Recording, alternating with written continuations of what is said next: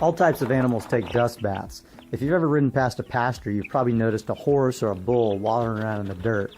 You'll catch your chickens doing the same thing.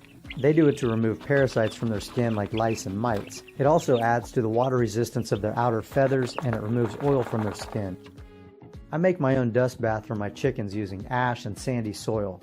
I live in Florida not far from the ocean, so it's not hard for me to find sandy soil. You just want to avoid wet clay. I don't think there's a real science to this, so just mix it up so it's nice and dry. I first introduce a dust bath to my chickens while they're still in the brooder and about 3 weeks old. If you choose to do this, keep in mind they're going to make a heck of a mess, so you're going to want to make sure they're in an enclosed room that you don't mind dust getting everywhere.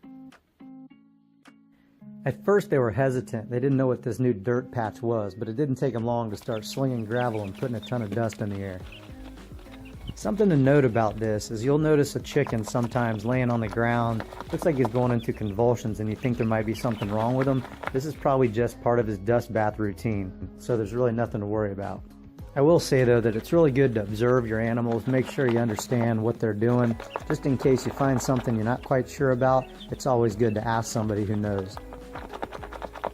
Thanks for watching today. If you like what you saw, check out some of my other videos about my chicken coop build, and we'll see you next time.